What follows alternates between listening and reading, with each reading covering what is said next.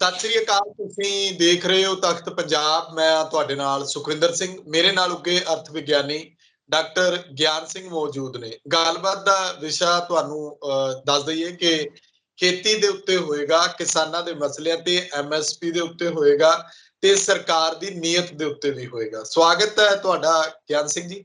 ਸ਼ੁਕਰੀਆ ਜੀ ਤੁਹਾਡਾ। ਸ਼ੁਕਰੀਆ ਡਾਕਟਰ ਸਾਹਿਬ। ਪਹਿਲਾ ਸਭ ਤੋਂ ਵੱਡਾ ਸਵਾਲ ਜਿਹੜਾ ਕਿਸਾਨੀ ਦੇ ਆਲੇ ਦੁਆਲੇ ਘੁੰਮਦਾ ਕਿ ਜਿਹੋ ਜੀ ਹਾਲਤ ਦੇ ਵਿੱਚ ਅੱਜ ਕਿਸਾਨੀ ਆ, ਇਹਨੂੰ ਕੱਢਣ ਦੇ ਲਈ ਐਮਐਸਪੀ ਤੋਂ ਇਲਾਵਾ ਹੋਰ ਕਿਹੜੇ ਉਪਰਾਲੇ ਨੇ? ਜਿਵੇਂ ਡਾਈਵਰਸੀਫਿਕੇਸ਼ਨ, ਫਸਲੀ ਵਿਭਿੰਨਤਾ ਦੀ ਗੱਲ ਕਰਦੇ ਨੇ ਕਿਸਾਨ, ਤਾਂ ਤਿਆਰ ਨੇ। ਉਹ ਕਹਿੰਦੇ ਮੱਕੀ ਬੀਜ ਲਾਂਗੇ, ਮੂੰਗੀ ਬੀਜ ਲਾਂਗੇ, ਹੋਰ ਫਸਲਾਂ ਪਹਿਲਾਂ ਵੀ ਕਹਿੰਦੇ ਅਸੀਂ ਕਰਦੇ ਆ, ਗੰਨੇ ਦੀ ਫਸਲ ਬੀਜਦੇ ਆ ਤੇ ਉਹ ਸਾਰਾ ਕੁਝ ਆ, ਪਰ ਉਹ ਕਹਿੰਦੇ ਐਮਐਸਪੀ ਨਹੀਂ ਮਿਲਦੀ। ਸੁਖਵਿੰਦਰ ਸਿੰਘ ਜੀ, ਗੱਲ ਇਹ ਹੈ ਕਿ ਜਿਹੜਾ ਕਿਸਾਨੀ ਸੰਕਟ ਹੈ ਉਹ ਇਕੱਲੇ ਕਿਸਾਨਾਂ ਤੱਕ ਸੀਮਿਤ ਨਹੀਂ ਹੈਗਾ। ਇਹ ਕਿਸਾਨਾਂ ਦੇ ਨਾਲ ਨਾਲ ਦੂਜੇ ਦੋ ਵੱਡੇ ਵਰਗ ਨੇ, ਇਹ ਖੇਤ ਮਜ਼ਦੂਰ ਤੇ ਪਿੰਡੂ ਛੋਟੇ ਕਾਰੀਗਰ, ਉਹ ਵੀ ਇਹ ਦੋ ਵੱਡੀਆਂ ਧਿਰਾਂ ਨੇ। ਉਹਦੀਆਂ ਸਮੱਸਿਆਵਾਂ ਸਾਨੂੰ ਨਾਲ ਲੈਣੀਆਂ ਚਾਹੀਦੀਆਂ ਨੇ ਤੇ ਸਾਰੇ ਕਿਸਾਨਾਂ ਨੂੰ ਇੱਕ ਸ਼੍ਰੇਣੀ ਵਿੱਚ ਨਹੀਂ ਪਾਉਣਾ ਚਾਹੀਦਾ। ਕਿਸਾਨਾਂ ਦੀਆਂ ਵੱਖ-ਵੱਖ ਸ਼੍ਰੇਣੀਆਂ ਨੇ। ਜਿਹੜਾ ਤਾਂ ਹੈਗਾ ਘੱਟੋ ਘੱਟ ਸਮਰਥਨ ਕੀਮਤਾਂ ਦੀ ਨੀਤੀ, ਉਹ ਤਾਂ ਬਹੁਤ ਜ਼ਰੂਰੀ ਹੈ ਕਿ ਉਹਦੇ ਨਾਲ ਜਿਹੜੇ ਕਿਸਾਨ ਆਪਦੀ ਜ਼ਮੀਨ ਤੇ ਖੇਤੀ ਕਰਦੇ ਨੇ ਤੇ ਉਹਨਾਂ ਨੂੰ ਇੱਕ ਇਹ ਇੰਸ਼ੋਰੈਂਸ ਮਿਲ ਜੂਗੀ ਕਿ ਫਸਲ ਦੀ ਘੱਟੋ ਘੱਟ ਕੀਮਤ ਇੰਨੀ ਮਿਲੂਗੀ। ਜਿਹੜੀ ਘੱਟੋ ਘੱਟ ਸਮਰਥਨ ਕੀਮਤਾਂ ਦੀ ਨੀਤੀ ਹੈ ਅੱਜ ਦੀ ਘੜੀ, ਉਹ ਕੇਂਦਰ ਸਰਕਾਰ ਦੇ ਹੱਥ 'ਚ ਹੈ ਤੇ ਜਿਹੜੇ ਮੇਨ ਇਨਪੁਟਸ ਨੇ ਉਹਦੀਆਂ ਪ੍ਰਾਈਸਿਸ ਨੂੰ ਰੈਗੂਲੇਟ ਕਰਨਾ ਜਾਂ ਬੇਲਗਾਮ ਮੰਡੀ ਦੇ ਹਵਾਲੇ ਕਰਨਾ, ਉਹ ਵੀ ਕੇਂਦਰ ਸਰਕਾਰ ਕੋਲ ਹੈ। ਤੇ ਜਿਹੜੀ ਘੱਟੋ ਘੱਟ ਸਮਰਥਨ ਕੀਮਤ ਦੀ ਨੀਤੀ ਹੈਗੀ ਕੇਂਦਰ ਸਰਕਾਰ ਵਾਲੀ, ਉਹ 23 ਫਸਲਾਂ ਤੇ ਹੈ। ਇੱਕ ਐਨੂਅਲ ਫਸਲ ਹੈ ਗੰਨੇ ਦੀ ਤੇ 22 ਫਸਲਾਂ ਹਾੜੀ ਸਾਉਣੀ ਦੀਆਂ ਨੇ। ਉਹਨਾਂ ਚੋਂ ਕੁੱਲ ਮਿਲਾ ਕੇ ਪੰਜਾਬ, ਹਰਿਆਣਾ, ਵੈਸਟਰਨ ਉੱਤਰ ਪ੍ਰਦੇਸ਼, ਬਾਕੀ ਸੂਬਿਆਂ ਦੇ ਕੁਝ ਜਗ੍ਹਾ ਜਿਹੜਾ ਹੈਗਾ ਕਣਕ ਅਤੇ ਇਹ ਜਿਹੜਾ ਝੋਨਾ ਹੈ ਉਹਦੀ ਉਹ ਐਮਐਸਪੀ ਮਿਲ ਰਹੀ ਹੈ, ਉਹਦੇ ਪ੍ਰੋਕਿਉਰਮੈਂਟ ਹੋ ਰਹੀ ਹੈ। ਬਹੁਤੀ ਜਗ੍ਹਾ ਉਹ ਵੀ ਨਹੀਂ ਹੋ ਰਹੀ। ਪਰ ਉਹਦੇ ਬਾਵਜੂਦ ਘੱਟੋ ਘੱਟ ਸਮਰਥਨ ਕੀਮਤ ਨੀਤੀ ਕਿਉਂ ਮਹੱਤਵਪੂਰਨ ਹੈ? ਉਹ ਇਸ ਲਈ ਹੈ ਕਿ ਜਦੋਂ ਐਮਐਸਪੀ ਸਰਕਾਰ ਅਨਾਉਂਸ ਕਰਦੀ ਹੈ ਤੇ ਉਹਦੇ ਥੋੜੇ ਜਗ੍ਹਾ ਵੀ ਬੇਸ਼ੱਕ ਪ੍ਰੋਕਿਉਰਮੈਂਟ ਹੁੰਦੀ ਹੈ, ਉਹ ਸਿਗਨਲ ਪ੍ਰਾਈਸ ਬਣ ਜਾਂਦੀ ਹੈ ਕਿ ਦੂਜੀ ਜਗ੍ਹਾ ਜਿਹੜੀ ਖੁੱਲੀ ਮੰਡੀ ਦੀ ਲੁੱਟ ਹੈ ਉਹਨੂੰ ਕੁਛ ਠੱਲ ਪੈਂਦੀ ਹੈਗੀ ਕਿ ਜਦ ਨਹੀਂ ਫਿਰ ਉਹ ਇੱਧਰ ਨੂੰ ਲੈ ਕੇ ਚੱਲਦੇ ਨੇ। ਤੇ ਜਿਹੜੀ ਐਮਐਸਪੀ ਦੇ ਨਾਲ ਗੱਲ ਹੈ ਕਿ ਕਿਸਾਨ ਸ਼੍ਰੇਣੀਆਂ ਵੱਖ-ਵੱਖ ਨੇ। ਜਿੰਨੀ ਜ਼ਮੀਨ ਵੱਧਦੀ ਜਾਊਗੀ, ਜੇ ਐਮਐਸਪੀ ਠੀਕ ਹੋਊਗੀ ਤਾਂ ਉਹਨਾਂ ਖੇਤ ਦਾ ਨਫਾ ਖੇਤੀ ਦਾ ਨਫਾ ਵੱਧਦਾ ਜਾਊਗਾ। ਪਰ ਜਿੰਨੀ ਜ਼ਮੀਨ ਘੱਟ ਹੋਊਗੀ, ਮੰਡੀ 'ਚ ਲਿਜਾਣਯੋਗ ਫਸਲ ਹੈ ਜਿਹੜੀ ਘੱਟ ਹੋਊਗੀ, ਉਹਦਾ ਨਫਾ ਘਟਦਾ ਆਊਗਾ। ਤੇ ਜੇ ਐਮਐਸਪੀ ਗਲਤ ਢੰਗ ਨਾਲ ਨਿਸ਼ਚਿਤ ਕੀਤੀ ਜਾਊਗੀ ਤਾਂ ਉਹ ਘਾਟੇ ਵਾਲਾ ਧੰਦਾ ਵੀ ਬਣੂਗੀ। ਇਸ ਲਈ ਜਿਹੜੇ ਖੇਤ ਮਜ਼ਦੂਰ ਤੇ ਪਿੰਡੂ ਛੋਟੇ ਕਾਰੀਗਰ ਹੈ, ਉਹਨਾਂ ਕੋਲ ਤਾਂ ਵੇਚਣ ਲਈ ਕੋਈ ਵੀ ਜਿਣਸ ਨਹੀਂ ਹੁੰਦੀ। ਉਹਨਾਂ ਕੋਲ ਵੇਚਣ ਵਾਲੇ ਵੀ ਸਿਰਫ ਆਪਣੀ ਕਿਰਤ ਹੁੰਦੀ ਹੈ। ਇਸ ਲਈ ਜਿਹੜੀ ਛੋਟੇ ਕਿਸਾਨ ਧਿਰਾਂ ਨੇ, ਜਿਹ ਸਮਾਂਤ ਛੋਟੇ ਤੇ ਅੱਧ ਦਰਮਿਆਨੇ, ਇੱਥੋਂ ਤੱਕ ਦਰਮਿਆਨਿਆਂ ਤੱਕ, ਇਹਨਾਂ ਲਈ ਜਿਹੜਾ ਹੈਗਾ ਇਹਨਾਂ ਦੀ ਘੱਟੋ ਘੱਟ ਆਮਦਨ ਦਾ ਇੱਕ ਪੱਧਰ ਯਕੀਨੀ ਬਣਾਉਣਾ ਪਊਗਾ ਜਿਹਦੇ ਵਿੱਚ ਉਹ ਜ਼ਿੰਦਗੀ ਦੀਆਂ ਮੁੱਢਲੀਆਂ 7 ਲੋੜਾਂ ਰੋਟੀ, ਕੱਪੜਾ, ਮਕਾਨ, ਸਿੱਖਿਆ, ਸਿਹਤ ਸੰਭਾਲ, ਸਾਫ਼ ਵਾਤਾਵਰਨ ਅਤੇ ਸਮਾਜਿਕ ਸੁਰੱਖਿਆ ਸਤਿਕਾਰਯੋਗ ਢੰਗ ਨਾਲ ਪੂਰੀਆਂ ਕਰ ਸਕਣ। ਇਸ ਲਈ ਕਿਸਾਨਾਂ ਲਈ, ਜਿਨ੍ਹਾਂ ਕੋਲ ਜ਼ਮੀਨਾਂ ਜਾਂ ਜਿਹੜੇ ਖੇਤੀ ਕਰਦੇ ਆ, ਉਹਨਾਂ ਲਈ ਐਮਐਸਪੀ ਬਹੁਤ ਇੰਪੋਰਟੈਂਟ ਹੈ ਤੇ ਉਹਦੇ ਬਿਨਾਂ ਇਹ ਜਿਹੜਾ ਹੈਗਾ ਗੁਜ਼ਾਰਾ ਨਹੀਂ ਹੋਣਾ ਹੁੰਦਾ ਤੇ ਉਹ ਠੀਕ ਢੰਗ ਨਾਲ ਵੀ ਨਿਸ਼ਚਿਤ ਕੀਤੀ ਜਾਣੀ ਚਾਹੀਦੀ ਹੈ। ਪਰ ਇਹਦੇ ਨਾਲ ਨਾਲ ਜਿਹੜੀ ਵੱਡੀ ਸਮੱਸਿਆ ਕਿ ਦੂਜੀਆਂ ਧਿਰਾਂ ਜਿਨ੍ਹਾਂ ਕੋਲ ਵੇਚਣ ਲਈ ਮੰਡੀ 'ਚ ਬਿਲਕੁਲ ਨਹੀਂ ਹੈ ਜਾਂ ਵੇਚਣ ਲਈ ਘੱਟ ਹੈ, ਉਹਨਾਂ ਦੇ ਇੰਟਰਸਟ ਵੀ ਪ੍ਰੋਟੈਕਟ ਕਰਨੇ ਪੈਣਗੇ। ਉਹਨਾਂ ਦੀ ਆਮਦਨ ਦਾ ਇੱਕ ਪੱਧਰ ਜਿਹੜਾ ਘੱਟੋ ਘੱਟ ਹੋਵੇ ਉਹ ਵੀ ਨਿਸ਼ਚਿਤ ਕਰਨਾ, ਸਰਕਾਰ ਦਾ ਨਿਸ਼ਚਿਤ ਕਰਨਾ ਬਣਦਾ ਹੈ। ਇਹ 'ਚ ਵੱਡਾ ਰੋਲ ਤਾਂ ਅੱਜ ਦੀ ਘੜੀ ਕੇਂਦਰ ਸਰਕਾਰ ਦਾ ਹੈਗਾ, ਕਿਉਂਕਿ ਐਗਰੀਕਲਚਰ ਪਾਲਿਸੀ ਦੇ ਜਿਹੜੇ ਮੇਨ ਆਸਪੈਕਟ ਹੈ ਉਹ ਕੇਂਦਰ ਸਰਕਾਰ ਦੇ ਹੱਥ 'ਚ ਨੇ। ਚਾਹੇ ਐਗਰੀਕਲਚਰ ਐਕਸਪੋਰਟਸ ਨੇ, ਐਗਰੀਕਲਚਰ ਇੰਪੋਰਟਸ ਨੇ, ਜਾਂ ਮੇਨ ਇਨਪੁਟਸ ਦੀਆਂ ਪ੍ਰਾਈਸਿਸ ਨੂੰ ਰੈਗੂਲੇਟ ਕਰਨਾ ਜਾਂ ਡੀਰੈਗੂਲੇਟ ਕਰਨਾ, ਐਮਐਸਪੀ ਨਿਸ਼ਚਿਤ ਕਰਨਾ, ਤੇ ਇੰਸਟੀਟਿਊਸ਼ਨਲ ਫਾਈਨੈਂਸ ਹੈ ਉਹ ਵੀ ਕੇਂਦਰ ਸਰਕਾਰ ਕੋਲ ਹੈ। ਜਿਹੜੇ ਸੂਬਾ ਸਰਕਾਰਾਂ ਨੇ ਉਹ ਬਹੁਤ ਘੱਟ ਰੋਲ ਪਲੇ ਕਰ ਸਕਦੀਆਂ ਨੇ। ਪਰ ਜਿਹੜਾ ਤੁਸੀਂ ਦੂਜਾ ਗੱਲ ਇਹ 'ਚ ਦੂਜਾ ਪੱਖ ਲਿਆ ਕਿ ਜਿਹੜਾ ਹੈਗਾ ਫਸਲੀ ਵਿਭਿੰਨਤਾ ਨਾਲ ਕੁਛ ਠੱਲ ਪੈ ਸਕਦੀ ਹੈ, ਗੱਲ ਹੈ ਕਿ ਜਿਹੜੀ ਕਿਸਾਨੀ ਦੀ ਆਮਦਨ ਹੈ, ਜਿਨ੍ਹਾਂ ਕੋਲ ਜਿਹੜੇ ਖੇਤੀ ਕਰਦੇ ਨੇ, ਉਹ ਇਸ ਗੱਲ ਤੇ ਨਿਰਭਰ ਕਰੂਗੀ ਕਿ ਜਿਹੜੀ ਕ੍ਰੌਪਸ ਹੋਣ ਉਹਦੀ ਪ੍ਰੋਡਕਸ਼ਨ ਸਰਟਨਟੀ ਹੋਵੇ, ਉਹਦੀ ਪ੍ਰਾਈਸ ਸਰਟਨਟੀ ਹੋਵੇ ਤੇ ਉਹਦੀ ਪ੍ਰੋਕਿਉਰਮੈਂਟ ਸਰਟਨਟੀ ਹੋਵੇ। 3 ਗੱਲਾਂ, ਜੇ 3 ਗੱਲਾਂ ਹੋਣਗੀਆਂ ਤਾਂ ਉਹਦੇ ਨਾਲ ਜਿਹੜੀ ਫਿਰ ਉਹਦੇ ਨਾਲ ਦੇਖਣਾ ਕਿ ਜੇ ਸਾਡੇ ਸੂਬੇ ਦੀ ਗੱਲ ਕਰਦੇ ਤੁਸੀਂ ਪੰਜਾਬ ਦੀ, ਸਾਡਾ ਇੱਥੋਂ ਦਾ ਵਾਤਾਵਰਨ ਬਚਣਾ ਚਾਹੀਦਾ ਹੈ, ਸਾਡੀ ਭੂਮੀ ਦੀ ਸਿਹਤ ਬਚਣੀ ਚਾਹੀਦੀ ਹੈ, ਤੇ ਧਰਤੀ ਵਾਲਾ ਪਾਣੀ ਦਾ ਜਿਹੜਾ ਹੈਗਾ ਲੈਵਲ ਉਹ ਠੀਕ ਜਗ੍ਹਾ ਰਹਿਣਾ ਚਾਹੀਦਾ ਹੈ, ਜਾਂ ਉਹਨੂੰ ਥੱਲੇ ਜਾਣ ਤੋਂ ਰੋਕਣਾ ਚਾਹੀਦਾ ਹੈ। ਸਾਨੂੰ ਇਸ ਤਰ੍ਹਾਂ ਦਾ ਜਿਹੜਾ ਹੈਗਾ ਬਦਲ ਕਰਨੇ ਪੈਣਗੇ, ਤਾਂ ਜਾ ਕੇ ਅਸੀਂ ਦੇਸ਼ ਦੀ ਅਨਾਜ ਸੁਰੱਖਿਆ ਨੂੰ ਬਣਾਈ ਰੱਖ ਸਕਦੇ, ਕੇਂਦਰ ਅਨਾਜ ਭੰਡਾਰ ਦੀਆਂ ਲੋੜਾਂ ਨੂੰ ਪੂਰਾ ਕਰਨ ਲਈ, ਅਤੇ ਆਮ ਲੋਕਾਂ ਤੱਕ ਅਨਾਜ ਪਹੁੰਚਾਉਣ 'ਚ ਪੰਜਾਬ ਨੇ ਬਹੁਤ ਵੱਡਾ ਯੋਗਦਾਨ ਕੀਤਾ ਤੇ ਆਉਣ ਵਾਲੇ ਟਾਈਮ 'ਚ ਆਪਦਾ ਯੋਗਦਾਨ ਪਾਉਂਦਾ ਰਹੂਗਾ। ਜੀ ਹਾਂਜੀ ਡਾਕਟਰ, ਜਦੋਂ ਸੂਬਾ ਸਰਕਾਰ, ਪੰਜਾਬ ਸਰਕਾਰ ਇਹ ਗੱਲ ਕਰਦੀ ਹੈ ਕਿ ਅਸੀਂ MSP ਸਾਰੀਆਂ ਫਸਲਾਂ ਉੱਤੇ ਦਿਆਂਗੇ, ਪਹਿਲਾਂ ਕਹਿੰਦੇ ਹੁੰਦੇ ਸੀ ਫਲਾਂ ਤੇ ਸਬਜ਼ੀਆਂ ਤੇ ਸਭ ਨੂੰ MSP ਦੇ ਅਧੀਨ ਲਿਆਵਾਂਗੇ, ਫਿਰ ਇਹਨੂੰ ਕੀ ਸਮਝਿਆ ਜਾਏ? ਤੁਸੀਂ ਕਿਹਾ ਕਿ ਕੇਂਦਰ ਦੇ ਅਧੀਨ ਹੀ ਹੈ MSP, ਸੂਬਾ ਸਰਕਾਰ ਫਿਰ ਆਪਣੇ ਤੌਰ ਦੇ ਉੱਤੇ ਕਿਵੇਂ ਕਰ ਸਕਦੀ ਆ? ਨਹੀਂ, ਜਾਂ ਦੇਖੋ ਜੇ ਸੂਬਾ ਸਰਕਾਰ, ਹਾਂਜੀ ਜਿਹੜੀ ਤੁਸੀਂ ਸੂਬਾ ਸਰਕਾਰ ਦੀ ਗੱਲ ਕਰਦੇ ਹੋ, ਸੂਬਾ ਸਰਕਾਰ ਕਰ ਸਕਦੀ ਹੈ। ਇਹ ਕੇਰਲਾ ਦੇ ਵਿੱਚ ਵੀ ਇਸ ਤਰ੍ਹਾਂ ਦਾ ਹੋਇਆ ਹੈਗਾ। ਤੇ ਪਰ ਉਹ ਗੱਲ ਹੈ ਕਿ ਜਿਹੜੀਆਂ ਫਸਲਾਂ ਦੇ ਬਾਰੇ ਤੁਸੀਂ ਜ਼ਿਕਰ ਕਰਦੇ ਹੋ ਕਿ ਸੂਬਾ ਸਰਕਾਰ ਕਰਨ ਲਈ ਤਿਆਰ ਹੈ, ਇਹ ਉਹਨਾਂ 'ਚ ਅਸੀਂ ਇਹ ਦੇਖਣਾ ਬਹੁਤ, ਸਾਨੂੰ ਪ੍ਰੋਡਕਸ਼ਨ ਸਰਟਨਟੀ ਹੈ ਨਹੀਂ ਹੈਗੀ। ਜਿੱਥੇ ਪ੍ਰੋਡਕਸ਼ਨ ਸਰਟਨਟੀ ਨਹੀਂ, ਇਹ ਉਹਦੀ ਇਕੱਲੀ ਪ੍ਰਾਈਸ ਨੂੰ ਅਸੀਂ ਕੀ ਕਰਾਂਗੇ? ਫਿਰ ਦੂਜਾ ਦੇਖਣਾ ਪਊਗਾ ਕਿ ਉਹਨਾਂ ਨਾਲ ਧਰਤੀ ਦੀ ਸਿਹਤ ਅਤੇ ਭੂਮੀ ਦੀ ਸਿਹਤ ਅਤੇ ਧਰਤੀ ਜਿਹੜਾ ਪਾਣੀ ਬਚੂਗਾ। ਜੇ ਅਸੀਂ ਬਾਸਮਤੀ ਦੀ ਗੱਲ ਕਰਦੇ ਹਾਂ, ਹਾਲਾਂਕਿ ਜਿਹੜੀ ਮੁੱਖ ਚੌਲਾਂ ਦੀ ਧਾਨ ਦੀ ਫਸਲ ਹੈ, ਉਹਦੇ ਨਾਲ ਪਾਣੀ ਦੀ ਲੋੜ ਬਹੁਤ ਘੱਟ ਹੈ, ਪਰ ਪਾਣੀ ਦੀ ਲੋੜ ਤਾਂ ਉਹਦੇ ਲਈ ਵੀ ਜ਼ਿਆਦਾ ਹੈਗੀ। ਸਾਨੂੰ ਤਾਂ ਜਿਹੜੇ ਸਾਡੇ ਐਗਰੋ ਕਲਾਈਮੇਟਿਕ ਜ਼ੋਨਿੰਗ ਕਰਕੇ, ਜਿਸ ਤਰ੍ਹਾਂ ਦੇ ਸਾਡੇ ਐਗਰੋ ਕਲਾਈਮੇਟਿਕ ਹਾਲਾਤ ਨੇ, ਉਹਦੇ ਮੁਤਾਬਕ ਕੇਂਦਰ ਸਰਕਾਰ ਜਿਹੜਾ ਹੈਗਾ ਇਹ ਅਸ਼ੋਰੈਂਸ ਦੇ ਕਿ ਜਿਹੜੀਆਂ ਫਸਲਾਂ ਇੱਥੇ ਕੁਦਰਤੀ ਤੌਰ ਤੇ ਵਧੀਆ ਹੋ ਸਕਦੀਆਂ ਨੇ, ਉਹਨਾਂ ਦੀ ਪ੍ਰੋਕਿਉਰਮੈਂਟ ਹੈ ਜਿਹੜੀ ਉਹ ਕੇਂਦਰ ਸਰਕਾਰ ਕਰੂ, ਜਾਂ ਜੇ ਸੂਬਾ ਸਰਕਾਰ ਕਰਦੀ ਹੈ ਕਿ ਉਹਨਾਂ ਫਸਲਾਂ ਦੇ ਵਿੱਚ ਜੇ ਕੇਂਦਰ ਸਰਕਾਰ ਨਹੀਂ ਕਰਦੀ ਤਾਂ ਮਾਰਕੀਟ ਪ੍ਰਾਈਸ ਅਤੇ MSP ਜੇ ਫਿਕਸ ਕੀਤੀ ਹੋਈ ਹੈ ਉਹਦਾ ਡਿਫਰੈਂਸ ਦਊਗੀ, ਜਾਂ ਆਪ ਪ੍ਰੋਕਿਉਰ ਕਰੂਗੀ। ਜਿਹੜੀ ਅੱਜ ਦੀ ਘੜੀ ਸਾਡੀ ਇਕਨੋਮੀ ਦੀ ਹਾਲਤ ਹੈ, ਉਹ 'ਚ ਬਹੁਤ ਜ਼ਿਆਦਾ ਫਸਲਾਂ ਦੀ ਪ੍ਰੋਕਿਉਰਮੈਂਟ ਸੂਬਾ ਸਰਕਾਰ, ਮੈਨੂੰ ਇਹ ਲੱਗਦਾ ਕਿ ਕਰਨ ਦੀ ਪੋਜੀਸ਼ਨ 'ਚ ਨਹੀਂ ਹੈਗੀ। ਜਿਵੇਂ ਜਿਵੇਂ ਗੱਲ ਚੱਲ ਰਹੀ ਆ ਕਿ ਜ਼ੋਨ ਦੇ ਵਿੱਚ ਵੰਡਿਆ ਜਾ ਸਕਦਾ ਹੈ ਪੰਜਾਬ ਨੂੰ, ਮਾਝਾ, ਮਾਲਵਾ, ਦੁਆਬਾ, ਜਾਂ ਜਿਸ ਤਰੀਕੇ ਦੇ ਨਾਲ ਫਸਲ ਕਹਿੰਦੇ ਅਗੇਤੀ ਪਛੇਤੀ ਕਰ ਲਓ, ਜਾਂ ਝੋਨੇ ਥੱਲੇ ਰਕਬਾ ਘਟਾਉਣ ਦੇ ਲਈ, ਪਾਣੀ ਨੂੰ ਬਚਾਉਣ ਦੇ ਲਈ, ਬਿਜਲੀ ਬਚਾਉਣ ਦੇ ਲਈ ਇਹ ਕਿਹਾ ਜਾ ਰਿਹਾ ਕਿ ਤੁਸੀਂ 2 ਮਹੀਨੇ ਕਿਤੇ ਨਾ ਬੀਜੋ, ਤੇ ਉਹਦੇ ਨਾਲ ਕਿਸਾਨਾਂ ਦੇ ਵੱਲੋਂ ਵੀ ਆਵਾਜ਼ ਆ ਰਹੀ ਹੈ ਕਿ 50,000 ਰੁਪਏ ਏਕੜ ਦਾ ਦੇ ਦਿਓ। ਇਹ ਸਾਰਾ ਕੁਝ ਕਿੱਥੋਂ ਤੱਕ ਸਫਲ ਹੋ ਸਕਦਾ ਅੱਜ ਦੀ ਘੜੀ? ਦੇਖੋ, ਜਿਹੜੀ ਐਗਰੋ ਕਲਾਈਮੇਟਿਕ ਜ਼ੋਨਿੰਗ ਹੈ, ਇਹ 'ਚ ਵੱਡਾ ਰੋਲ ਜਿਹੜਾ ਮੈਨੂੰ ਦਿਖ ਰਿਹਾ ਹੈ ਉਹ ਤੇ ਕੇਂਦਰ ਸਰਕਾਰ ਦਾ ਹੈਗਾ। ਐਗਰੋ ਕਲਾਈਮੇਟਿਕ ਜ਼ੋਨਿੰਗ ਕਰਨੀ ਕਿ ਕਿੱਥੇ ਕਿਹੜੀਆਂ ਫਸਲਾਂ ਕੁਦਰਤੀ ਤੌਰ ਤੇ ਵਧੀਆ ਹੋ ਸਕਦੀਆਂ ਨੇ, ਉਹਦੀ ਪ੍ਰੋਕਿਉਰਮੈਂਟ ਅਸ਼ੋਰ ਕਰਨੀ। ਜਿਹੜੀ ਗੱਲ ਤੁਸੀਂ ਕਹਿੰਦੇ ਹੋ ਕਿ ਧਾਨ ਦੀ ਫਸਲ 2 ਮਹੀਨੇ ਲੇਟ ਕਰ ਦੇਣੀ, 2 ਮਹੀਨੇ ਦਾ ਇੱਕ ਪਾਸੇ ਰਹਿ ਗਈ, 15 ਦਿਨ ਲੇਟ ਕਰਨ ਨਾਲ ਅੱਗੇ ਜਿਹੜਾ ਹੈਗਾ ਠੰਡ ਦੇ ਮੌਸਮ 'ਚ ਫਸਲ ਆਉਂਦੀ ਹੈ, ਉਹਦੇ ਨਾਲ ਬਹੁਤ ਹੋਰ ਜ਼ਿਆਦਾ ਸਮੱਸਿਆਵਾਂ ਆਉਂਦੀਆਂ ਨੇ। ਇਸ ਲਈ ਜਿਹੜੇ ਇਹ ਬਾਇਓਲੋਜੀਕਲ ਫਨੋਮਨਾ ਹੈ, ਫਸਲਾਂ ਦੇ ਬੀਜਣ ਜਾਂ ਲਾਉਣ ਦਾ ਇੱਕ ਸਮਾਂ ਹੁੰਦਾ ਹੈ, ਫਸਲਾਂ ਦੇ ਜਿਹੜੀ ਹੈਗੀ ਹਾਰਵੈਸਟਿੰਗ ਦਾ ਇੱਕ ਸਮਾਂ ਹੁੰਦਾ ਹੈ। 2 ਮਹੀਨੇ ਉਹਨੂੰ ਅੱਗੇ ਪਾ ਦੇਣਾ, ਉਹਦੇ ਨਾਲ ਤਾਂ ਫਿਰ ਬਹੁਤ ਵੱਡੀਆਂ ਸਮੱਸਿਆਵਾਂ ਖੜੀਆਂ ਹੋ ਸਕਦੀਆਂ ਨੇ। ਜਿਵੇਂ ਜਿਵੇਂ ਜ਼ੋਨ ਵਿੱਚ ਵੰਡਣ ਦੀ ਗੱਲ ਹੋ ਰਹੀ ਹੈ ਕਿ ਜ਼ੋਨ ਦੇ ਵਿੱਚ ਵੰਡ ਦਿਓ ਕਿੱਥੇ ਕਿਹੜੀ ਫਸਲ ਹੋਣੀ ਆ। ਇਹ ਦੇਖੋ, ਜਿਹੜੀ ਐਗਰੋ ਕਲਾਈਮੇਟਿਕ ਜ਼ੋਨ ਵਾਲੀ ਗੱਲ ਹੈ, ਉਹ ਬਹੁਤ ਪ੍ਰੈਕਟੀਕਲ ਆਈਡੀਆ ਹੈਗਾ, ਪਰ ਉਹਦੇ ਨਾਲ ਜਿਹੜੀਆਂ ਉੱਥੇ ਫਸਲਾਂ ਹੋਣ, ਉਹਦੀ MSP ਸੂਬਾ ਸਰਕਾਰ ਦੇਵੇ ਜਾਂ ਕੇਂਦਰ ਸਰਕਾਰ ਦੇਵੇ, ਉਹ ਲਾਹੇਵੰਦ ਹੋ ਸਕਦਾ ਹੈ। ਪਰ ਨਾਲ ਨਾਲ ਇਹ ਜਿਹੜੀ ਗੱਲ ਮੈਂ ਪਹਿਲਾਂ ਕਿਹਾ, ਉਹ ਦੇਖਣੀ ਪਊਗੀ ਕਿ MSP ਕਿੰਨੀ ਉਹਦੀ ਨਿਸ਼ਚਿਤ ਕੀਤੀ ਜਾਂਦੀ ਹੈ, ਉਹਦੀ ਪ੍ਰੋਕਿਉਰਮੈਂਟ ਹੋਊਗੀ ਕਿ ਮਾਰਕੀਟ ਪ੍ਰਾਈਸ ਤੇ MSP ਦਾ ਡਿਫਰੈਂਸ ਦਿੱਤਾ ਜਾਊਗਾ, ਤੇ ਉਹ MSP ਕਿੰਨੀ ਹੈ।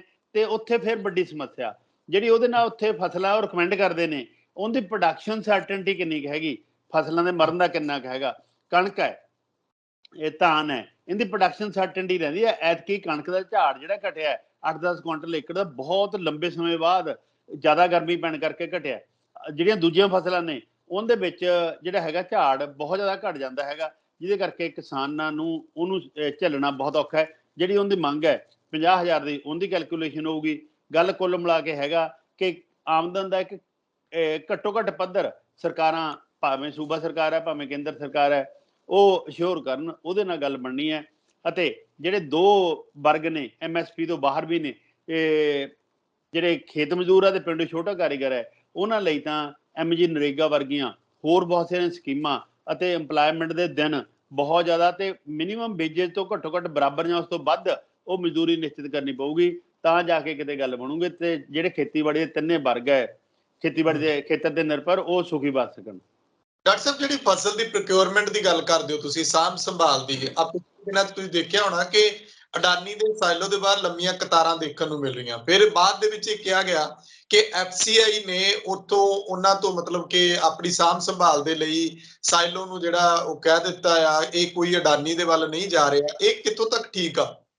ਦੇਖੋ ਜਿਹੜੀ ਗੱਲ ਹੈਗੀ ਨਾ, ਇਹ ਅੱਜ ਦੀ ਘੜੀ ਜਿਹੜੀ ਇਨਫੋਰਮੇਸ਼ਨ ਅਵੇਲੇਬਲ ਆ ਉਹਦੇ ਮੁਤਾਬਕ ਉਹ ਐਫਸੀਆਈ ਦੇ ਜਿਹੜਾ ਪ੍ਰੋਡਿਊਸ ਆ ਉਹਨੂੰ ਸਟੋਰ ਕਰਨ ਲਈ ਉਹਨਾਂ ਨੇ ਗੋਡਾਊਨ ਲਏ ਹੋਏ ਨੇ। ਇਹ ਰੌਲਾ ਉਹ ਨਹੀਂ ਹੈਗਾ। ਗੱਲ 1960 'ਚ ਜਦੋਂ ਦੇਸ਼ ਅਨਾਜ ਦੀਆਂ ਬਹੁਤ ਦਿੱਕਤਾਂ ਸਹਿ ਰਿਹਾ ਸੀ, ਇਹ ਜਿਹੜੇ ਹੈਗਾ ਭੁੱਖਮਰੀ ਵਰਗੀ ਹਾਲਤ ਸੀ, ਤੇ ਕੇਂਦਰ ਸਰਕਾਰ ਬਾਹਰਲੇ ਦੇਸ਼ਾਂ ਤੋਂ ਅਨਾਜ ਮੰਗਵਾਉਣ ਲਈ ਠੂਠਾ ਫੜਨ ਵਰਗੀ ਨੌਬਤ ਦਾ ਸਾਹਮਣਾ ਕਰ ਰਹੀ ਸੀ, ਤਾਂ ਉਸ ਮੌਕੇ ਜਿਹੜਾ ਹੈਗਾ ਮਿਨੀਮਮ ਸਪੋਰਟ ਪ੍ਰਾਈਸ ਪਾਲਿਸੀ ਤੇ ਪ੍ਰੋਕਿਉਰਮੈਂਟ ਪਾਲਿਸੀ ਦੇ ਥੱਲੇ ਸਾਰਾ ਕੁਝ ਲਿਆਂਦਾ ਗਿਆ।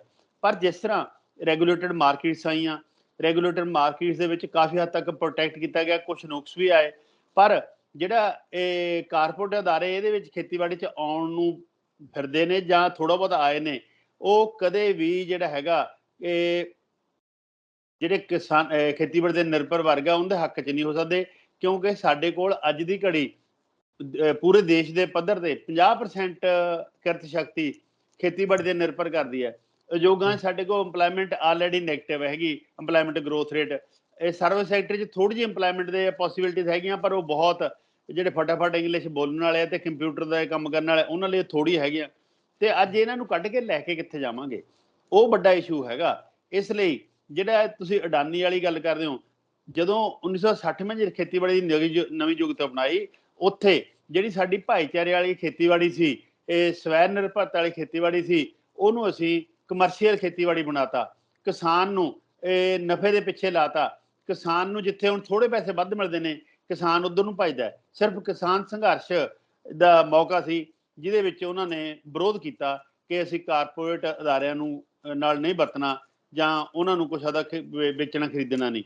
ਪਰ ਅੱਜ ਦੀ ਘੜੀ ਜਿਸ ਤਰ੍ਹਾਂ ਚੱਲ ਰਿਹਾ, ਜੇ ਮੰਡੀ ਦੇ ਵਿੱਚ ਉਹਨਾਂ ਨੂੰ ਪੂਰੀ ਕੀਮਤ ਮਿਲੂਗੀ, ਉਹ ਮੰਡੀ 'ਚ ਵੇਚ ਰਹੇ ਨੇ। ਪਰ ਜੇ ਮੰਡੀ ਤੋਂ ਬਾਹਰ ਵੀ ਕਿਤੇ ਥੋੜ੍ਹਾ ਬਹੁਤਾ ਵੱਧ ਮਿਲਦੀ ਹੈ, ਤਾਂ ਉਹਨਾਂ ਦੀ ਜਿਹੜੀ ਸੁਭਾਅ ਕਮਰਸ਼ੀਅਲ ਬਣਾ ਦਿੱਤਾ ਗਿਆ, ਨਫੇ ਵਾਲਾ ਬਣਾ ਦਿੱਤਾ ਗਿਆ, ਤੇ ਮਜਬੂਰੀ ਬਣਾ ਦਿੱਤੀ ਗਈ ਕਿ ਉਹਨਾਂ ਨੂੰ ਘੱਟੋ ਘੱਟ ਜਿਉਣ ਲਈ ਜਿੰਨੀ ਆਮਦਨ ਚਾਹੀਦੀ ਆ ਉਧਰ ਨੂੰ ਉਹ ਥੋੜ੍ਹਾ ਬਹੁਤਾ ਚੱਲ ਰਹੇ ਨੇ। ਯੂਕਰੇਨ ਦੀ ਵੀ ਗੱਲ ਚੱਲ ਰਹੀ ਆ ਕਿ ਜਿਵੇਂ ਉੱਥੇ ਹਾਲਾਤ ਪੈਦਾ ਹੋਏ, ਉਹਦੇ ਨਾਲ ਇੰਟਰਨੈਸ਼ਨਲ ਮਾਰਕੀਟ ਦੇ ਵਿੱਚ ਜਿਹੜੀ ਫਸਲ ਆ ਉਹ ਕਿਸਾਨਾਂ ਦੀ ਕਣਕ ਹੋ ਗਈ, ਇਹ ਕਹਿੰਦੇ ਮਹਿੰਗੇ ਭਾਅ ਵਿੱਚ ਮਤਲਬ ਕਿ ਵਿਕਣੀ ਆ। ਇਹਦਾ ਲਾਹਾ ਜਿਹੜੇ ਉਹ ਪੰਜਾਬ ਨੂੰ ਮਿਲ ਸਕਦਾ। ਦੇਖੋ ਜਿਹੜਾ ਹੈਗਾ ਯੂਕਰੇਨ ਤੇ ਰਸ਼ੀਆ ਵਾਲੀ ਗੱਲ, ਜਿਹੜੀ ਉਹ ਲੜਾਈ ਹੈ, ਦੋਨੇ ਦੇਸ਼ ਜਿੰਨੀ ਦੁਨੀਆ ਨੂੰ ਕਣਕ ਦੀ ਸਪਲਾਈ ਹੈ ਉਹਦਾ ਤਕਰੀਬਨ 1/3 ਇਹ ਦਿੰਦੇ ਨੇ, ਤੇ ਜਿਹੜੀ ਉਹਦੀ ਲੜਾਈ ਚੱਲਦੀ ਆ ਉਹਦੇ ਨਾਲ ਉਹ ਸਪਲਾਈ ਰੁਕਣੀ ਹੈ। ਇਸ ਕਰਕੇ ਯੂਰਪੀਅਨ ਕੰਟਰੀਜ਼ ਅਤੇ ਹੋਰ ਦੇਸ਼ਾਂ 'ਚ ਜਿੱਥੇ ਉਹਨਾਂ ਦੀ ਸਪਲਾਈ ਜਾਂਦੀ ਸੀ, ਉੱਥੇ ਫੂਡ ਪ੍ਰਾਈਸਿਸ ਬਹੁਤ ਤੇਜ਼ੀ ਨਾਲ ਵੱਧ ਰਹੀਆਂ ਨੇ। ਪਰ ਜਿਹੜੇ ਲਾਹੇ ਵਾਲੀ ਗੱਲ ਹੈ ਕਿ ਉਹ ਭਾਰਤ ਦੇ ਜਾਂ ਪੰਜਾਬ ਦੇ ਕਿਸਾਨਾਂ ਨੂੰ ਮਿਲੂਗਾ, ਕਿਉਂਕਿ ਪੰਜਾਬ ਜ਼ਿਆਦਾ ਕਣਕ ਪੈਦਾ ਕਰਦਾ ਤੇ ਸਰਪਲਸ ਕਣਕ ਵੀ ਸਾਡੇ ਕੋਲ ਜ਼ਿਆਦਾ ਹੁੰਦੀ ਹੈ, ਉਹ ਤਾਂ ਕਿਤੇ ਦਿਖਾਈ ਨਹੀਂ ਦਿੰਦਾ ਹੈਗਾ। ਇਹਦਾ ਜਿਹੜੀ ਥੋੜ੍ਹੀ ਬਹੁਤੀ ਸ਼ਾਰਟੇਜ ਹੈ ਸ਼ੁਰੂ ਦੇ ਵਿੱਚ, ਇਹ ਚੱਕੀਆਂ ਵਾਲੇ ਜਾਂ ਹੋਰ ਥੋੜ੍ਹਾ ਬਹੁਤਾ ਕੋਈ ਲੈਂਦਾ, ਕੁੱਲ ਮਿਲਾ ਕੇ ਮਿਨੀਮਮ ਸਪੋਰਟ ਪ੍ਰਾਈਸ ਤੇ ਮੰਡੀਆਂ ਦੇ ਵਿੱਚ ਹੀ ਜਿਹੜੀ ਹੈਗੀ ਇਹ ਵਿਕ ਰਹੀ ਹੈ ਜਿਹੜੀ ਫਸਲ ਹੈ, ਤੇ ਕੋਈ ਵੱਡਾ ਫਾਇਦਾ ਕਿਸਾਨਾਂ ਨੂੰ ਮਿਲਦਾ ਨਹੀਂ ਦਿਖਾਈ ਦਿੰਦਾ। ਜੇ ਪ੍ਰਾਈਵੇਟ ਅਦਾਰੇ ਖਰੀਦਣਗੇ, ਜਿਹੜੇ ਕਾਰਪੋਰੇਟ ਅਦਾਰੇ ਹੋਣਗੇ, ਉਹ ਇਹਦੇ ਵਿੱਚੋਂ ਵੱਡਾ ਨਫਾ ਕਮਾ ਸਕਦੇ ਨੇ। ਡਾਕਟਰ ਸਾਹਿਬ, ਜਿਵੇਂ ਕਿਹਾ ਜਾਂਦਾ ਹੈ ਕਿ ਕਿਸਾਨ ਜਿਹੜੇ ਨੇ ਉਹ ਖੇਤੀ ਦੇ ਨਾਲ ਹੋਰ ਸਹਾਇਕ ਧੰਦੇ ਅਪਣਾ ਲੈਣ, ਫਿਰ ਉਹਦੀ ਮਾਰਕੀਟਿੰਗ ਵੀ ਕਿਸਾਨਾਂ ਨੂੰ ਆਪ ਹੀ ਕਰਨੀ ਪੈਣੀ ਹੈ। ਜਿਵੇਂ ਮੈਂ ਦੇਖਿਆ ਕਿ 60 ਰੁਪਏ ਕਿਲੋ ਸ਼ੱਕਰ ਮਿਲਦੀ ਇੱਕ, ਤੇ ਇੱਕ ਮਿਲਦੀ ਹੈ 100 ਰੁਪਏ ਕਿਲੋ, ਉਹ ਪਹੁੰਚ ਤੋਂ ਬਾਹਰ ਹੋ ਜਾਂਦੀ ਹੈ। ਕਿ ਇਹਦੀ ਕਿਸਾਨਾਂ ਨੂੰ ਰਲ ਮਿਲ ਕੇ ਕੋਈ ਕੀਮਤ ਨਹੀਂ ਤੈਅ ਕਰ ਲੈਣੀ ਚਾਹੀਦੀ ਕਿ ਜੇ ਕੋਈ ਮਤਲਬ ਕਿ ਆਰਗੈਨਿਕ ਚੀਜ਼ ਲੈਣਾ ਉਹਨਾਂ ਤੋਂ ਚਾਹੁੰਦਾ ਹੈ ਤਾਂ ਉਹ ਰੇਟ ਉਹਦਾ ਇੱਕ ਬਰਾਬਰ ਹੋਵੇ। ਇਹ ਨਾ ਹੋਵੇ ਕੋਈ ਗੁੜ ਲਾ ਰਿਹਾ 60 ਰੁਪਏ ਕਿਲੋ, ਕੋਈ ਗੁੜ ਲਾਉਂਦਾ 120 ਰੁਪਏ ਕਿਲੋ, ਇਸ ਤਰ੍ਹਾਂ ਅਲੱਗ-ਅਲੱਗ ਕਿਸਮਾਂ ਬਣ ਜਾਂਦੀਆਂ। ਉਹ ਦੁੱਧ ਦੇ ਵਿੱਚ ਵੀ ਆਉਂਦਾ, ਹਰ ਕਿਸਮ ਦੀ ਚੀਜ਼ ਵਿੱਚ ਆਉਂਦਾ। ਦੇਖੋ ਜਿਹੜੀ ਗੱਲ ਹੈਗੀ, ਇਹ ਕੁੱਲ ਮਿਲਾ ਕੇ ਤਾਂ ਅੱਜ ਖੇਤੀਬਾੜੀ ਖੇਤਰ ਵਿੱਚ ਕੰਮ ਕਰਨ ਵਾਲਿਆਂ ਦੀ ਜਿਹੜੀ ਆਰਥਿਕ ਹਾਲਤ ਹੈ ਉਹ ਸਰਕਾਰਾਂ ਦੇ ਨਿਰਭਰ ਕਰਦੀ ਹੈ। ਸਰਕਾਰਾਂ ਦੀ ਆਰਥਿਕ ਨੀਤੀ ਜਾਂ ਦੇਸ਼ ਦਾ ਆਰਥਿਕ ਵਿਕਾਸ ਮਾਡਲ ਹੀ ਉਹਨੂੰ ਸਾਰੇ ਕਾਸੇ ਨੂੰ ਨਿਸ਼ਚਿਤ ਕਰਦਾ ਹੈਗਾ। ਪਰ ਹਮ, ਕਿਸਾਨਾਂ ਦੇ ਆਪਦੇ ਪੱਧਰ ਤੇ ਜਿਹੜਾ ਕੁਝ ਹੋ ਸਕਦਾ ਹੈ ਇਸ ਤੋਂ ਬਿਨਾ ਉਹ ਹੈ ਕਿ ਜੇ ਕਿਸਾਨ ਕੋਆਪਰੇਟਿਵਸ ਵੱਲ ਆਉਣ, ਜਿਹੜੇ ਇਨਪੁਟਸ ਖਰੀਦਣੇ ਆ ਉਹ ਵੀ ਕੋਆਪਰੇਟਿਵ ਦੇ ਥਰੂ, ਜਿਹੜਾ ਆਊਟਪੁੱਟ ਵੇਚਣਾ ਉਹ ਵੀ ਕੋਆਪਰੇਟਿਵ ਦੇ ਥਰੂ, ਜੇ ਉਧਰ ਨੂੰ ਆ ਜਾਣ ਤੇ ਕੋਆਪਰੇਟਿਵ ਖੇਤੀ ਵੱਲ ਆ ਜਾਣ ਤਾਂ ਉਹਦੇ ਨਾਲ ਕਾਫੀ ਫਾਇਦਾ ਹੋ ਸਕਦਾ ਹੈਗਾ। ਜਿਹੜੀ ਗੱਲ ਤੁਸੀਂ ਕਿਹਾ ਕਿ ਗੁੜ ਕਿਤੇ 60 ਰੁਪਏ ਵਿਕਦਾ, ਕਿਤੇ 100 ਵਿਕਦਾ ਹੈਗਾ, ਜੇ ਕੋਆਪਰੇਟਿਵ ਅਦਾਰੇ ਹੋਣਗੇ ਤਾਂ ਜਿਹੜਾ ਪ੍ਰੋਡਕਟ ਹੈ ਉਹਨੂੰ ਸਟੈਂਡਰਡਾਈਜ਼ ਵੀ ਕੀਤਾ ਜਾ ਸਕਦਾ ਹੈ। ਜਿਵੇਂ ਸਾਡੇ ਕੋਲ ਮਾਰਕਫੈਡ ਪੰਜਾਬ ਸਰਕਾਰ ਦਾ ਵੱਡਾ ਅਦਾਰਾ ਹੈ, ਉੱਥੇ ਸਟੈਂਡਰਡਾਈਜੇਸ਼ਨ ਹੋ ਸਕਦੀ ਹੈ ਤੇ ਉਹਦੀਆਂ ਕੀਮਤਾਂ ਵੀ ਇੱਕ ਹੋ ਸਕਦੀਆਂ ਨੇ। ਪਰ ਸਾਨੂੰ ਇੱਕ ਧਿਆਨ ਵਿੱਚ ਰੱਖਣਾ ਚਾਹੀਦਾ ਹੈ, ਇਹ ਆਰਗੈਨਿਕ ਪ੍ਰੋਡਿਊਸ ਖਾਣ ਲਈ ਬਹੁਤ ਵਧੀਆ ਹੁੰਦਾ, ਸਿਹਤ ਤੇ ਇਹ ਜਿਹੜੇ ਮਾੜੇ ਅਸਰ ਨੇ ਸਾਡੇ ਕੈਮੀਕਲ ਦੇ ਉਹ ਨਹੀਂ ਹੁੰਦੇ, ਪਰ ਜਿਹੜੀਆਂ ਉਹ ਕੀਮਤਾਂ ਨੇ ਉਹ ਆਮ ਬੰਦੇ ਦੇ ਬਸ ਤੋਂ ਬਾਹਰ ਹੁੰਦੀਆਂ। ਆਮ ਬੰਦਾ ਤਾਂ ਜਿਹੜੀਆਂ ਹੁਣ ਵਾਲੀਆਂ ਕੀਮਤਾਂ ਨੇ ਇਹ ਕੈਮੀਕਲ ਫੂਡ ਵਾਲੀਆਂ ਉਹ ਦੇਣ ਦੇ ਵੀ ਸਮਰੱਥ ਨਹੀਂ ਹੈਗਾ। ਇਸ ਲਈ ਜੇ ਅਸੀਂ ਇਹ ਆਰਗੈਨਿਕ ਫੂਡ ਵੱਲ ਆਉਣਾ ਚਾਹੁੰਦੇ ਹਾਂ ਤਾਂ ਸਾਨੂੰ ਰਿਸਰਚ ਐਂਡ ਡਿਵੈਲਪਮੈਂਟ ਤੇ ਬਹੁਤ ਜ਼ਿਆਦਾ ਪੈਸਾ ਸਰਕਾਰਾਂ ਨੂੰ ਖਰਚਣਾ ਪਊਗਾ ਤਾਂ ਕਿ ਆਰਗੈਨਿਕ ਪ੍ਰੋਡਿਊਸ ਦੀ ਕੁਆਂਟੀਟੀ, ਕੁਆਲਿਟੀ ਤੇ ਪ੍ਰਾਈਸ ਹੈ ਜਿਹੜੀ ਉਹ ਆਮ ਬੰਦੇ ਦੇ ਬਰਾਬਰ ਆ ਸਕੇ। ਜੀ ਡਾਕਟਰ ਸਾਹਿਬ, ਮੇਰਾ ਆਖਰੀ ਸਵਾਲ ਇਹ ਹੈ ਕਿ ਮਾਨ ਸਰਕਾਰ ਤੋਂ ਹਰ ਇੱਕ ਨੂੰ ਬੜੀ ਉਮੀਦ ਹੈ, ਕਿਸਾਨਾਂ ਨੂੰ ਵੀ ਉਮੀਦਾਂ ਨੇ, ਇਹ ਵੀ ਕਹਿੰਦੇ ਨੇ ਕਿ ਅਸੀਂ ਪੰਜਾਬ ਨੂੰ ਖੁਸ਼ਹਾਲ ਬਣਾਉਣਾ ਹੈ, ਰੰਗਲਾ ਪੰਜਾਬ ਬਣਾਉਣਾ ਹੈ। ਤੁਸੀਂ ਕੀ ਸੋਚਦੇ ਹੋ ਕਿ ਮਾਨ ਸਰਕਾਰ ਨੂੰ ਜੇ ਕਿਸਾਨਾਂ ਦੀ ਆਮਦਨ ਵਧਾਉਣੀ ਹੈ ਜਾਂ ਉਹ ਨਿਸ਼ਚਿਤ ਕਰਨੀ ਆ ਮਜ਼ਦੂਰਾਂ ਦੇ ਬਾਰੇ, ਕਿਹੜਾ ਇਹੋ ਜਿਹਾ ਸਟੈਪ ਮਤਲਬ ਕਿ ਪਹਿਲਾਂ ਲੈਣਾ ਚਾਹੀਦਾ ਜਿਹੜਾ ਹੁਣ ਤੱਕ ਕਿਸੇ ਵੀ ਸਰਕਾਰ ਨੇ ਨਹੀਂ ਲਿਆ? ਦੇਖੋ, ਜਿਹੜਾ ਰੰਗਲਾ ਪੰਜਾਬ ਹੈ ਉਹਦਾ ਹਰੇਕ ਬੰਦੇ ਨੂੰ ਚੰਗਾ ਲੱਗੂਗਾ, ਪੰਜਾਬੀਆਂ ਨੂੰ ਵੀ ਚੰਗਾ ਲੱਗੂ, ਪੰਜਾਬ ਤੋਂ ਬਾਹਰ ਵੀ ਚੰਗਾ ਲੱਗੂਗਾ, ਉਹ ਬਣਨਾ ਚਾਹੀਦਾ ਹੈ। ਪਰ ਜਿਹੜੀ ਗੱਲ ਤੁਸੀਂ ਕਹਿੰਦੇ ਹੋ, ਜਿਹੜਾ ਤਾਂ ਹੈ ਕੁਛ ਵਾਅਦੇ ਇਹਨਾਂ ਦੇ ਮਾਨ ਸਰਕਾਰ ਦੇ ਕੀਤੇ ਹੋਏ ਨੇ, ਉਹਨਾਂ ਨੂੰ ਜਦੋਂ ਪੂਰੀ ਤਰ੍ਹਾਂ ਉਹ ਪੂਰਾ ਕਰਦੇ ਨੇ ਤਾਂ ਉਹਦੇ ਨਾਲ ਕੁਛ ਰਿਲੀਫ ਮਿਲ ਸਕਦੀ ਹੈ।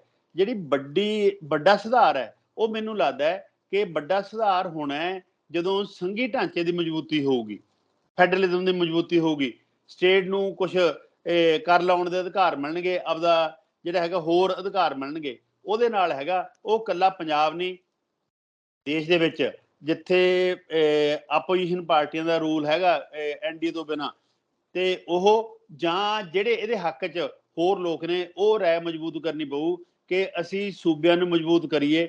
ਜਿਸ ਤਰ੍ਹਾਂ ਅਸੀਂ ਕਹਿੰਦੇ ਹਾਂ ਜੇ ਪੰਜਾਬ ਬਚਾਉਣਾ ਤਾਂ ਪਿੰਡ ਬਚਾਉਣੇ ਪੈਣਗੇ, ਜੇ ਅਸੀਂ ਕਹਿੰਦੇ ਹਾਂ ਕਿ ਦੇਸ਼ ਨੂੰ ਬਚਾਉਣਾ ਜਾਂ ਦੇਸ਼ ਨੂੰ ਅੱਗੇ ਲਿਜਾਣਾ ਤਾਂ ਸਾਨੂੰ ਸੂਬੇ ਅੱਗੇ ਲਿਜਾਣੇ ਪੈਣਗੇ। ਇਸ ਲਈ ਜਿਹੜਾ ਫੈਡਰਲ ਸੈਟਅਪ ਹੈ ਉਹਨੂੰ ਮਜ਼ਬੂਤ ਕਰਨ ਲਈ ਮਾਨ ਸਰਕਾਰ ਨੂੰ ਕੰਮ ਕਰਨਾ ਚਾਹੀਦਾ ਹੈ, ਜਿਹਦੇ ਨਾਲ ਬਹੁਤ ਸਾਰੇ ਹੱਲ ਉਹਦੇ ਵਿੱਚੋਂ ਨਿਕਲ ਸਕਦੇ ਨੇ। ਜਾਂਦੇ ਜਾਂਦੇ ਮੇਰੇ ਧਿਆਨ ਵਿੱਚ ਆਇਆ ਡਾਕਟਰ ਸਾਹਿਬ, ਇੱਕ ਸਵਾਲ ਰਹਿ ਗਿਆ ਬਿਜਲੀ ਨੂੰ ਲੈ ਕੇ, ਕਿ ਖੇਤੀ ਸੈਕਟਰ ਦੇ ਵਿੱਚੋਂ ਬਿਜਲੀ ਦੇ ਉੱਤੇ ਕਿਸ ਤਰ੍ਹਾਂ ਕੰਟਰੋਲ ਸਰਕਾਰ ਕਰ ਸਕਦੀ ਹੈ? ਜਿਵੇਂ ਮੋਟਰਾਂ ਚੱਲਦੀਆਂ ਰਹਿ ਜਾਂਦੀਆਂ, ਪਾਣੀ ਦੀ ਵੀ ਬਰਬਾਦੀ ਹੁੰਦੀ ਹੈ ਉਹਦੇ ਨਾਲ, ਭਾਵੇਂ ਸਰਕਾਰ ਨੇ ਬਿਜਲੀ ਦੇ ਮੁਫਤ ਦਾ ਐਲਾਨ ਕੀਤਾ ਪਰ ਕਿਸਾਨਾਂ ਵਾਲੇ ਪਾਸੇ ਹੱਥ ਨਹੀਂ ਪਾਇਆ ਸ਼ਾਇਦ। ਦੇਖੋ, ਹੱਥ ਤਾਂ ਇਸ ਲਈ ਨਹੀਂ ਪਾਇਆ ਕਿ ਖੇਤੀਬਾੜੀ ਬਹੁਤਾ ਲਾਹੇ ਵਾਲਾ ਧੰਦਾ ਨਹੀਂ, ਕੁੱਲ ਮਿਲਾ ਕੇ ਕਿਸਾਨੀ ਦੀ ਹਾਲਤ ਬਹੁਤ ਪਤਲੀ ਹੈਗੀ ਤੇ ਇਹਦਾ ਪੋਲੀਟੀਕਲ ਰੀਜਨ ਵੀ ਹੈਗਾ ਕਿ ਸਰਕਾਰਾਂ ਉਹਨੂੰ ਹੱਥ ਨਹੀਂ ਪਾਉਣਾ ਚਾਹੁੰਦੀਆਂ। ਜਿਹੜੀ ਬਿਜਲੀ ਦੀ ਠੀਕ ਵਰਤੋਂ ਹੈ ਉਹ ਇਸੇ ਤਰ੍ਹਾਂ ਹੈਗਾ ਕਿ ਕਿਸਾਨਾਂ ਨੂੰ ਜਾਗਰੂਕ ਕੀਤਾ ਜਾਵੇ ਕਿ ਪਾਣੀ ਦਾ ਅਜਾਈ ਗਵਾਇਆ ਹੋਇਆ ਇੱਕ ਤੁਪਕਾ ਵੀ ਸਾਡੇ ਲਈ ਆਉਣ ਵਾਲੇ ਸਮੇਂ 'ਚ ਉਹ ਸਮੱਸਿਆਵਾਂ ਪੈਦਾ ਕਰੂਗਾ ਜਿਨ੍ਹਾਂ ਬਾਰੇ ਅਸੀਂ ਸੋਚ ਨਹੀਂ ਸਕਦੇ, ਜਿਹੜੀਆਂ ਅਸਹਿ ਹੋਣਗੀਆਂ। ਤੇ ਬਾਕੀ ਕਿਸਾਨ ਜਥੇਬੰਦੀਆਂ ਦਾ ਵੀ ਫਰਜ਼ ਬਣਦਾ ਹੈ ਕਿ ਇਹ ਕਿਸਾਨਾਂ ਨੂੰ ਅਤੇ ਹੋਰ ਪਾਣੀ ਵਰਤਣ ਵਾਲਿਆਂ ਨੂੰ ਇੰਨਾ ਜਾਗਰੂਕ ਕਰ ਦੇਣ ਕਿ ਅਸੀਂ ਇਹ ਆਟੋਮੈਟਿਕ ਦੇ ਹੱਥ ਰੱਖ ਕੇ ਜਿਹੜੀ ਮੁਫਤ ਬਿਜਲੀ ਆ ਉਹਦਾ ਫਾਇਦਾ ਤਾਂ ਲਈਏ, ਪਰ ਉਹਨੂੰ ਨਜਾਇਜ਼ ਵਰਤੋਂ ਨਾ ਕਰੀਏ, ਅਜਾਈਂ ਪਾਣੀ ਦੀ ਵਰਤੋਂ ਨਾ ਕਰੀਏ ਜਿਹਦੇ ਨਾਲ ਧਰਤੀ ਹੇਠਲਾ ਪਾਣੀ ਥੱਲੇ ਜਾਣ ਤੋਂ ਰੋਕੇ। ਪਰ ਕੁੱਲ ਮਿਲਾ ਕੇ ਤਾਂ ਜਦ ਤੱਕ ਪੈੜੀ ਤੋਂ ਸਾਡਾ ਖਹਿੜਾ ਨਹੀਂ ਛੁੱਟਦਾ ਹੈਗਾ, ਤੇ 1960-61 'ਚ ਸਾਡੇ 7,445 ਟਿਊਬਵੈਲ ਸੀ, ਹੁਣ 15 ਲੱਖ ਦੇ ਕਰੀਬ ਟਿਊਬਵੈਲ ਨੇ।